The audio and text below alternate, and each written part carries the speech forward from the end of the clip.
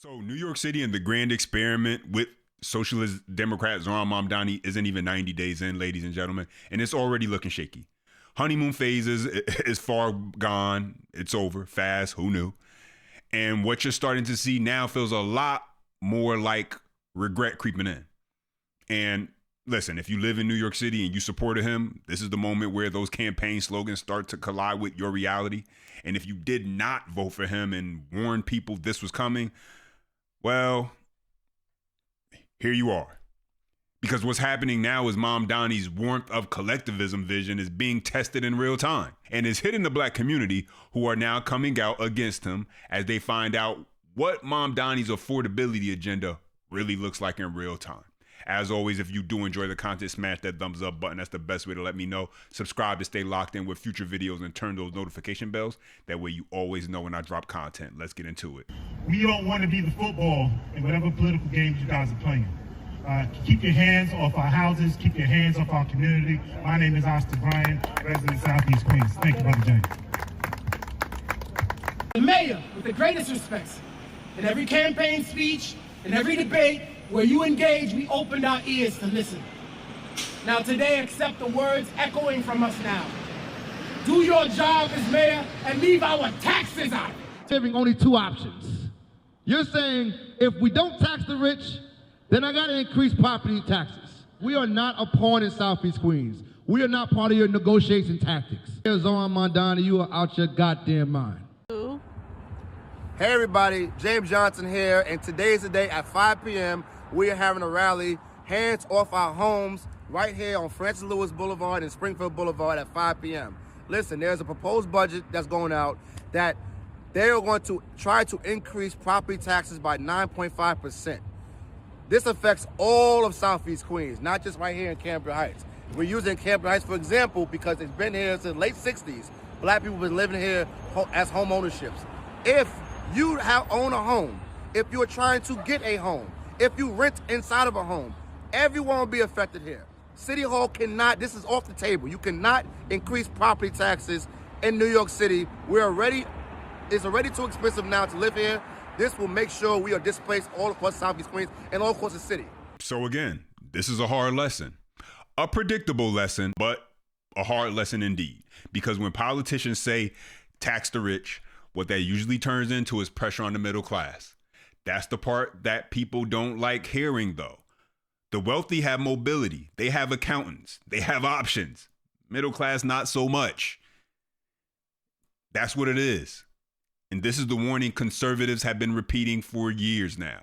Pay attention to the fine print. Listen to what's actually being proposed, not just how it's packaged because it makes you feel good. But we know Trump derangement syndrome, it takes over and it's a wrap after that. People vote with emotion instead of common sense, logic, and on policy. And so this isn't as much a con job by Mamdani, I won't say that, as it is people just choosing to vote in their worst interest, even though he showed you and told you exactly who he was. Because I've said it before, we've seen how this plays out in places like Chicago, San Francisco, Los Angeles, different cities. Same cycle. And while New Yorkers are reacting to rising property taxes and budget strain, you've got states like Florida moving in the opposite direction, actively discussing ways to reduce or even eliminate property taxes. I mean, wow. They say if Florida's closed, New Yorkers, but nonetheless, take a listen. He's talking property taxes now if you can't get some other tax increase from the governor. What are you doing with property taxes? You're going to phase them out completely? Well, first of all, didn't he run on affordability? How is it more affordable to raise property taxes on working class people? I just don't understand that. So what we're working through, and we got to work with the Florida legislature, is phasing out the property tax for Florida residents and their primary, what we call a homesteaded property. And the way it works in Florida is that's about a third of all the property tax revenue because, you know, these local governments are taxing investment properties, snowbirds, second, third homes, businesses, all those other things. And so the context of this is in 2019, local governments in Florida brought in $32 billion in property tax revenue. Now they're bringing in $60 billion. So if you go back to that 2019 level of spending, You give them population growth. You give them the inflation. Even add a couple % a year on top of that, you're not even close to 60 billion. So they're obviously getting a lot of this because property values have gone up. A lot of people moved to Florida, particularly during the COVID era. But people need relief. And what's happening, Joe, is you've got older people that have been in their home for a long time. They've had protection against valuation increases for 30 years. They're not downsizing because if they go from a 3 or 4 bedroom home to a condo, the tax basis is going to be so much higher that they can't afford it. So that hurts young people having access to be able to do it. So it needs to go on the ballot. It needs to get 60% of the vote, and we'll be working on that through the balance of the year. All right, so you heard that, and that's the real divide between how Democrats govern and how Republicans govern. Now, let me be clear. I'm not talking about Congress. In my personal opinion, most of them suck. I said this before. There are career politicians who stay in office for decades, completely detached from everyday people. There should definitely be term limits, period, because when someone sits in Washington long enough, the focus shifts from serving voters to protecting their own power and building personal wealth. Cue in Nancy Pelosi and all the other crooked politicians on both sides. But that's a separate issue. But when you zoom in on the state level and the local government, the difference becomes real and personal. In my opinion, at least, ladies and gentlemen. I lived in New Jersey most of my life.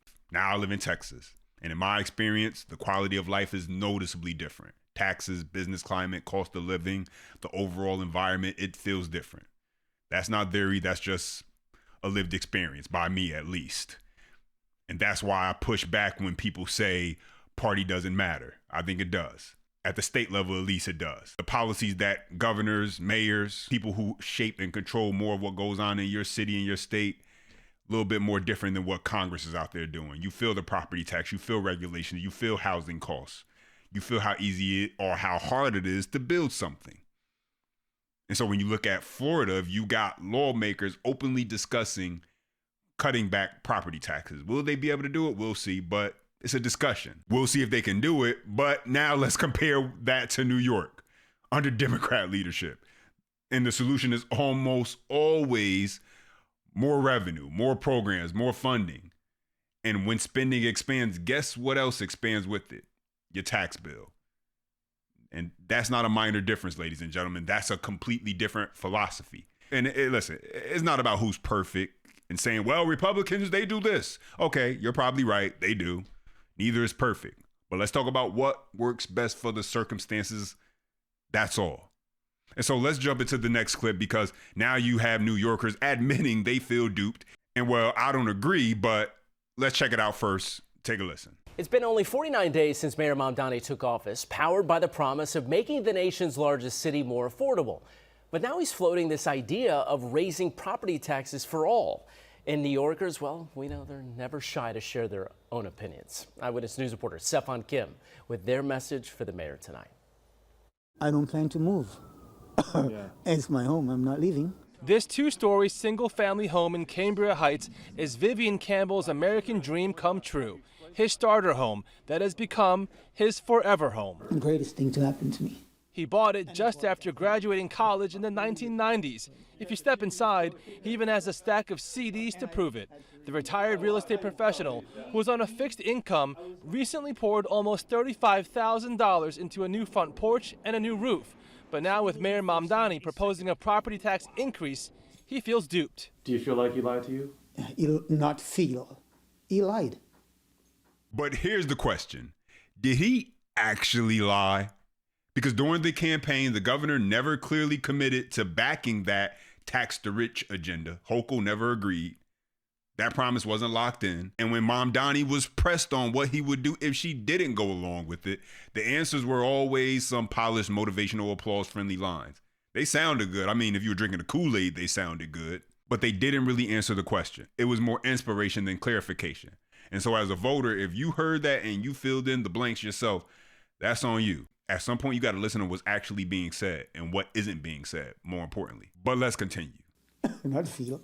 It's obvious. That's why Campbell was among the dozens of homeowners in Southeast Queens who turned out for what they say was an emergency response to the mayor. Mayor Zoran Mamdani, you are out your goddamn mind. To the mayor, with the greatest respects, in every campaign speech, in every debate where you engage, we opened our ears to listen. Now today, accept the words echoing from us now. Do your job as mayor and leave our taxes out. To close a $5.4 billion budget gap, the mayor says he has two options: convince Governor Hochul to tax the wealthy, which she refuses to do, or raise the city property tax rate by 9.5%. Faced with no other choice, the city would have to exercise the only revenue lever fully within our own control.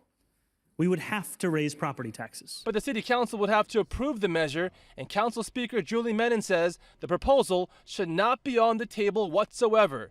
Meanwhile, Hochul, for her part, is unlikely to soften her position as she faces re-election this year. You are giving only two options. You're saying if we don't tax the rich, then I got to increase property taxes. We are not a pawn in Southeast Queens. We are not part of your negotiation tactics. In Queens, Sefan Kim, Channel 7. No, you are pawns. I'm sorry, especially black Democrats. My opinion. That's what you've been for the longest. I know because I used to be right there with them, agreeing and going along. But at some point, you got to wake up. I mean, at least at some point, you would think. Now, as I recall, please correct me if I'm wrong, New York City was cheering when Mamdani was sworn in, and he spoke about replacing the frigidity of rugged individualism, if I remember, with the warmth of collectivism. And so in order to fund these programs, in order to take care of the migrants, in order to take care of the people who don't want to work and are lazy and everything else he want to do, his DEI socialist agenda, this is what it takes. So now you better hope that the city council has your back, because this is the same thing that happened in Chicago. This is not new. It's not even a remix. Brandon Johnson said no higher property taxes, then got elected and tried to raise the property taxes. Who knew? The city council in Chicago was the only thing that stopped them, at least momentarily. Of course, Chicago, because of the business exodus, the costs eventually shifted to homeowners. And so New York City is looking like they've chosen to go down that same path because of their Trump derangement syndrome, because they refuse to detach themselves from the Democrat Party until they at least do right by them. But since all it takes is scaring them with Trump bad, Trump evil in order to get a vote, then you're cooked completely. That's my opinion and the update. Now let me hear from you. As always, smash that thumbs up button if you do enjoy the content. Subscribe to stay locked in with the future videos. And as always, until next time.